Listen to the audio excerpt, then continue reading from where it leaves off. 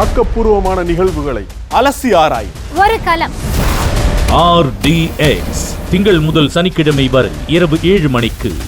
கேரள மாநிலம் கண்ணூர் மாவட்டத்தில் வீட்டின் முன் விளையாடிக் கொண்டிருந்த குழந்தையின் கால்களை நரி கடித்து குதறிய வீடியோ வெளியாகி அச்சத்தை ஏற்படுத்தியுள்ளது. முதலில் அந்த வீடியோ காட்சிகளை பார்க்கலாம்.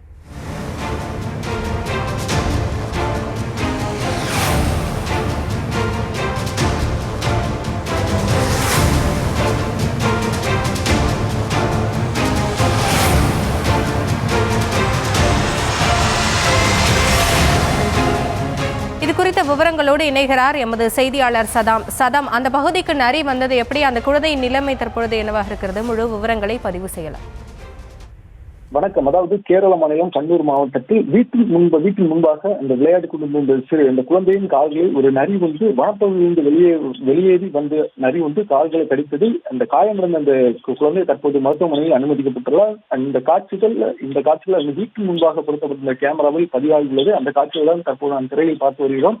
கேரள மாநிலத்தில் சமீப காலமாக நாய்களின் தொல்லை அதிக அளவில் காணப்பட்டு வருகிறது. அதற்கு பல்வேறு நடவடிக்கையும் எடுக்கப்பட்டு வருகிறது. இந்த நிலையில் கேரள மாநிலம் கண்ணூர் மாவட்டத்திற்கு உட்பட்ட மட்டூர் பகுதியில் வீட்டின் முன்பாக சில சிறுவர் சிறுமிகள் விளையாடி கொண்டிருந்தனர்.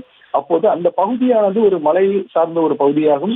இந்த நிலையில் அந்த சிறுமிகள் அங்கு விளையாடி கொண்டிருந்தனர். அப்போது திடீரென அந்த வனத்திலிருந்து வெளியேறி வந்த நரி வந்து அந்த சிறுவர் சிறுமிகளை துரத்தியுள்ளது. இதில் அச்சத்தில் அந்த வீட்டில் உள்ள அந்த சிறுவர் சிறுமிகள் வீட்டில் உள்ளே சென்றனர். மற்றொரு குழந்தை வந்து வீட்டின் முன்பாக அந்த நரி வருவதை அறியாமல் உட்கார்ந்து கொண்டிருந்தது. திடீரென வந்த அந்த நரி அந்த குழந்தையின் கால்களை கடித்துள்ளது. அலறிய அந்த குழந்தையின் சத்தம் கேட்ட பெற்றோர்கள் உடனடியாக அந்த நரியை அங்கிருந்து துரத்தியுள்ளனர். காயமடைந்த அந்த குழந்தையை தற்போது அருகிலுள்ள மருத்துவமனையில் சேர்த்துள்ளனர். தற்போது அந்த குழந்தை சிகிச்சையில் உள்ளார்.